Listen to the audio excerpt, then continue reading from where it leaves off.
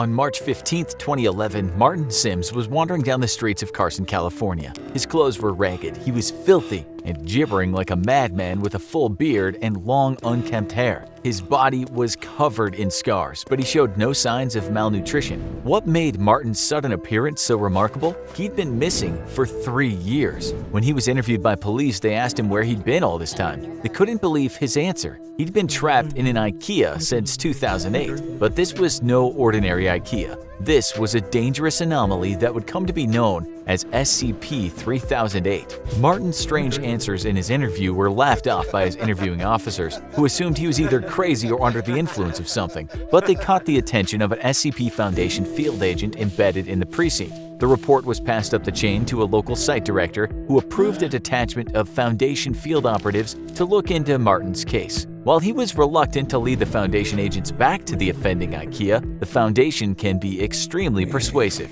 His screams of "Please, I'm begging you, don't take me back, don't make me go back," were noted but ultimately disregarded. When the SCP Foundation had triangulated the position of SCP-3008, which was indeed an active Ikea, the entire retail zone was closed and barricaded under the pretense of a severe black mold infestation. Armed Foundation personnel also arrived on the site shortly after, based on Martin's vague statements that there were creatures of some kind inside. Due to his deteriorating mental health, Martin was unable to provide a great deal of lucid information on the specific traits of SCP-3008. But one phrase he kept repeating was "bigger on the inside." Once researchers were satisfied that Martin had delivered all the pertinent information he was able to, he was administered Foundation amnestics to erase his memory of the last 3 years and return to his family. A cover story was formulated. Martin had been kidnapped and abused for 3 years by a mentally unbalanced stalker in downtown Carson. He'd been able to escape as said stalker took his own life out of guilt, a suicide that the Foundation expertly fabricated to make their cover story airtight.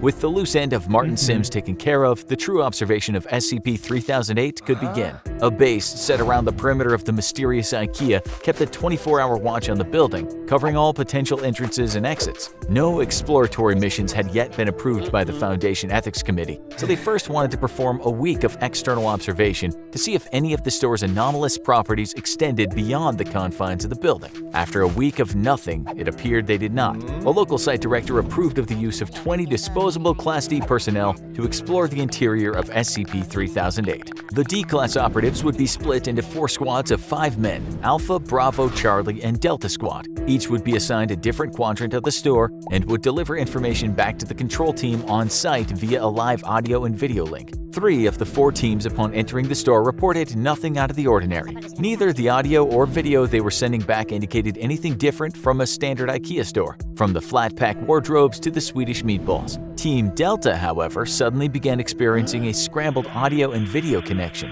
Shortly after, communication with Team Delta dropped off entirely. They disappeared somewhere inside the store and haven't been seen since, with one notable exception. After the disappearance and the extraction of teams, Foundation researchers classified SCP-3008 as Euclid because its anomalous properties were at least confined to the interior of the store, and even then seemingly not the entire interior. The anomalous area within SCP-3008 became known as SCP-3008-1, and containment appeared to be 100% secure. There was no telling how many people had already gone missing in the store over the years, but the disappearances must be stopped.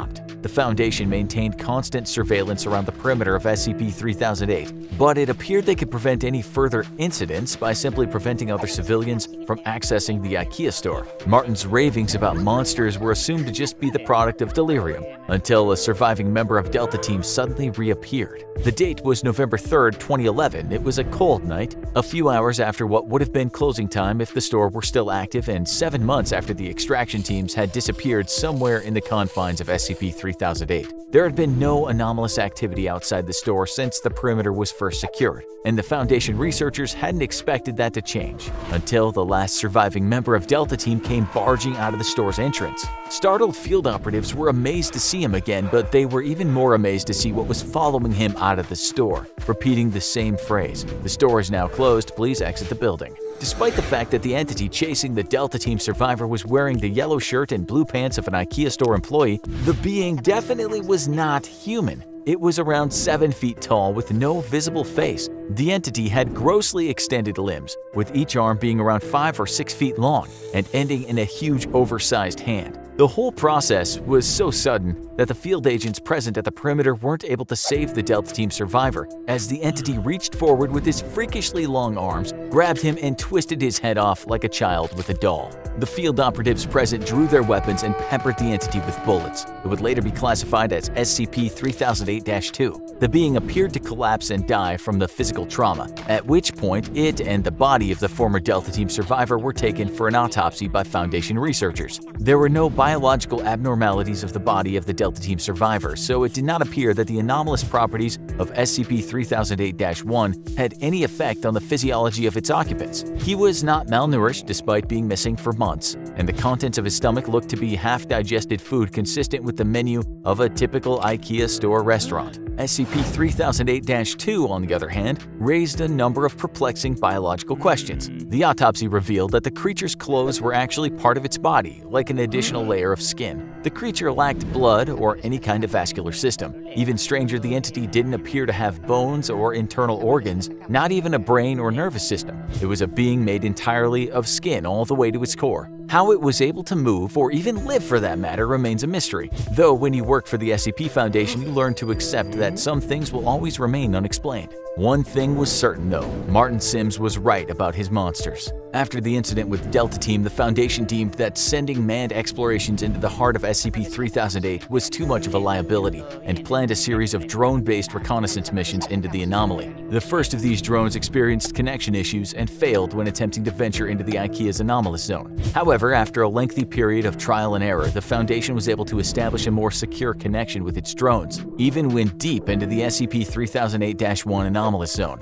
It was only then that some of the most extraordinary discoveries were made. SCP-3008-1 seemed to break the laws of spatial reality, as the area of the Ikea's interior was at least an order of magnitude larger than its exterior. Just as Martin Sims had said, it was bigger on the inside, but just how much bigger? The Foundation has yet to find evidence of any physical terminators within the store that might indicate SCP-3008-1 has an endpoint, while an area of at least 10 kilometers squared has been uncovered in SCP-3008-1. It could, in theory, be infinite. Laser rangefinder tests, which are normally very reliable, have only given inconclusive results. Interestingly, the anomalous area doesn't have any clear visual differences from the rest of the Ikea store, except that it extends forever. An individual trapped within the confines of SCP-3008-1 wouldn't even realize they've entered an anomalous zone until they tried to locate an exit and leave, at which point they'd find they were already hopelessly lost. The geography of SCP-3008-1 does at least appear to be consistent, so people trapped within are theoretically able to retrace their steps and escape if they haven't already ventured too deep.